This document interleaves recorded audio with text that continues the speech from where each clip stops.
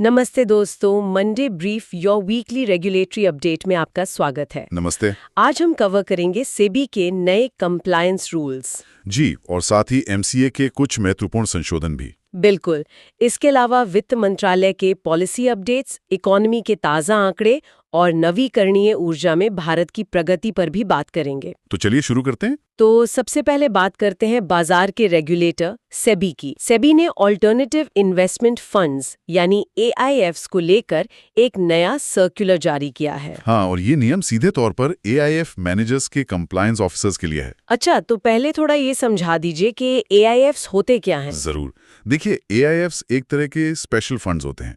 ये बड़े निवेशकों से, जिन्हें हम सोफिस्टिकेटेड इन्वेस्टर्स कहते हैं, उनसे पैसा जमा करते हैं। और फिर उसे कहाँ निवेश करते हैं? ये पैसा फिर स्टार्टअप्स, रियल एस्टेट या ऐसी ही दूसरी जगहों पर लगाया जाता है जहां आमतौर पर म्यूचुअल फंड्स निवेश नहीं करते। तो अब इन फंड्स के कंप्लायंस ऑफिसर्स के लिए क्या नया नियम आया है? उनके लिए अब एक नया सर्टिफिकेशन अनिवार्य कर दिया गया है। सर्टिफिकेशन? कौन सा सर्टिफिकेशन? इसका पूरा नाम है NISM series 3C securities intermediaries compliance fund certification examination.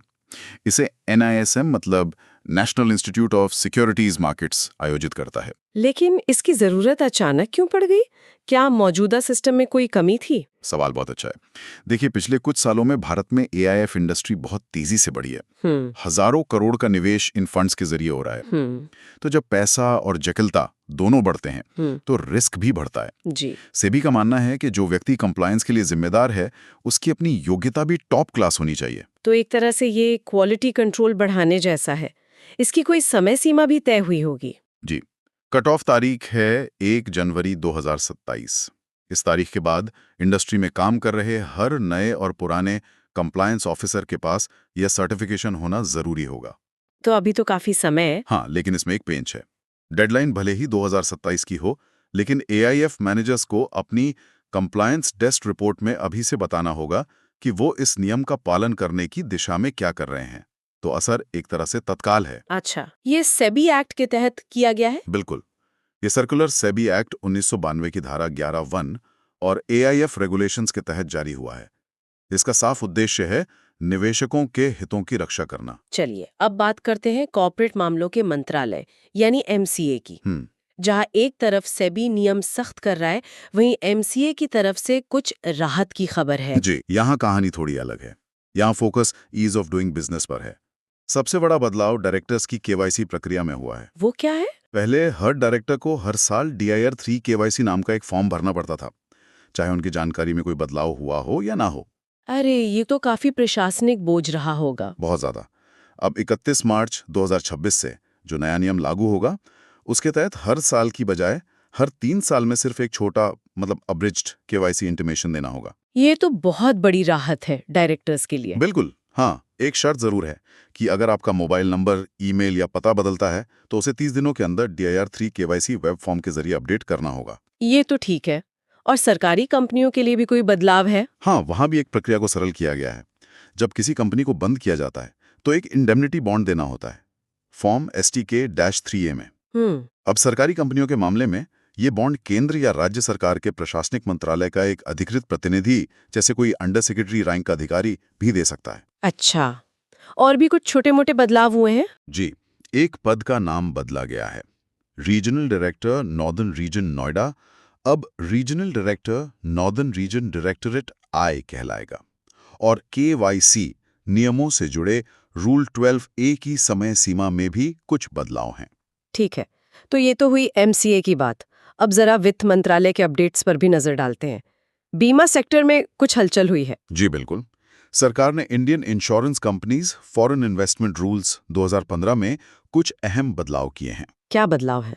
मुख्य बदलाव ये है कि अब फॉरेन वेंचर कैपिटल इन्वेस्टर्स यानी FVCI द्वारा किए गए निवेश को भी FDI में गिना जाएगा। अच्छा, इससे क्या फर्क पड़ेगा? FVCIs आमतौर पर ज्यादा जोखिम लेने वाले निवेशक होते हैं।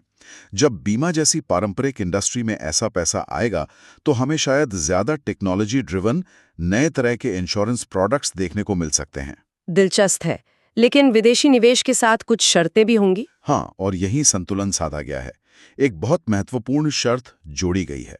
वो क्या है? अब जिस भी भारतीय बीमा कंपनी में विदेशी निवेश है, उसके बोर्ड में चेयरपर्सन, मैनेजिंग डायरेक्टर या सीईओ, इन तीनों में से कम एक व्यक्ति रेजिडेंट इंडियन सिटीजन यानी निवासी भारतीय नागरिक होना अनिवार्य है। तो एक हाथ से निवेश को बुलावा और दूसरे से कंट्रोल के लगाम अपने पास। एकदम सही। और यही संतुलन हमें पेंशन सेक्टर में भी दिख रहा है। पेंशन सेक्टर में क्या हो रहा है? पेंशन रेगुलेटर पीएफआरडीए ने एक बड़े सुधार को सैद्धांतिक मंजूरी दी है। अच्छा। अब शेड्यूल्ड कमर्शियल बैंक्स यानी बड़े कमर्शियल बैंकों को भी स्वतंत्र रूप से पेंशन फंड स्थापित करने की अनुमति दी जाएगी, ताकि वे नेशनल पेंशन सिस्टम यानी एनपीएस को मैनेज कर सकें। अभी तक तो कुछ गिनी चुनी कंपनियां ही पेंशन फंड मैनेजर थीं। बैंकों के आने से तो प्रतिस्पर्धा बहुत बढ़ जाएगी। बिल्कुल। और इसका सीधा फायदा ग्राहकों को मिलेगा, बेहतर सेवा, नए विकल्प और शायद कम फीस भी। पर यहाँ भी पीएफआरडीए ने सुरक्षा का ध्यान रखा है। कैसे? ये अनुमति सिर्फ ली बैंकों को मिलेगी जिनकी वित्तीय स्थिति बहुत मजबूत हो। इसके लिए नेटवर्थ और मार्केट कैप जैसे कड़े मानदंड तय किए जाएंगे। ये सारे रेगुलेटरी बदलाव एक मजबूत अर्थव्यवस्था की नींव पर ही टिक सकते हैं, और हाल के जीएसटी आंकड़े इसी मजबूती की तरफ इशारा कर रहे हैं। जी, आंकड़े काफी उत्साहजनक हैं। दिसंबर 2025 में gross GST collection 1.75 lakh crore रुपए रहा है। पिछले साल की तुलना में कितना ज्यादा है ये? ये पिछले साल के इसी महीने की तुलना में 6.1% ज्यादा है। दिसंबर 2024 में यह कलेक्शन 1.64 लाख करोड़ रुपए था। ये आंकड़ा अर्थव्यवस्था के बारे में क्या बताता है? ये साफ तौर पर अर्थव्यवस्था में मजबूती और खपत मतलब कंजम्पशन में सुधार का संकेत देता है, और साथ ही ये बेहतर टैक्स अनुपालन को भी दर्शाता है। और अगर हम पूरे साल की तस्वीर देखें तो चालू वित्त वर्ष में मतलब अप्रैल से दिसंबर 2025 तक कुल जीएसटी कलेक्शन 16.5 लाख करोड़ रुपए रहा है।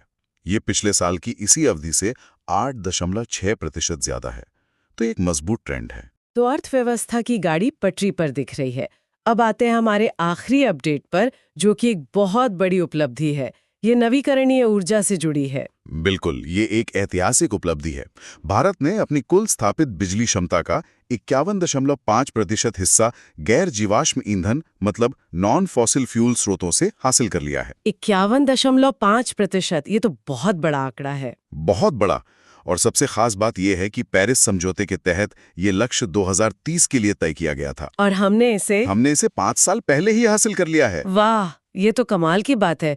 कुल क्षमता कितनी है अभी? नवंबर 2025 तक भारत की कुल स्थापित बिजली क्षमता करीब 509.64 गीगावाट है, जिसमें से 262.74 गीगावाट गैर जीवाश्म स्रोतों से है। और ये क्षमता जोड़ने की रफ्तार भी तो रिकॉर्ड तोड़ रही है ना? जबरदस्त रफ्तार है। साल 2025 में भारत ने अब तक की सबसे ज्यादा नवीकरणीय ऊर्जा क्षमता जोड़ी है। नवंबर 2025 तक ही 44.51 गीगावाट नई क्षमता जुड़ गई थी, जो पिछले साल की इसी अवधि की तुलना में लगभग दोगुनी है। तो अब भविष्य का लक्ष्य क्या है? भविष्य का लक्ष्य और भी बड़ा है।